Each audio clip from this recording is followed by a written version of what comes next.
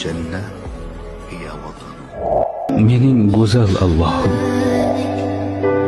o'zimni senga shikoyat qilishga keldim. Men kuchsizman, charchaganman. Sen imtihonlarimizni osonlashtir, yo Rob. Men Yusuf alayhissalom emasman. Bu quduq, chuqur. Men Ibrohim alayhissalom emasman. Bu olov meni yoqar. Men Yaqub alayhissalom emasman. Bu qayg'u meni tugatar. Men Yunus alayhissalom emasman. Bu qorong'ulik meni bo'g'ar. Men ojizman.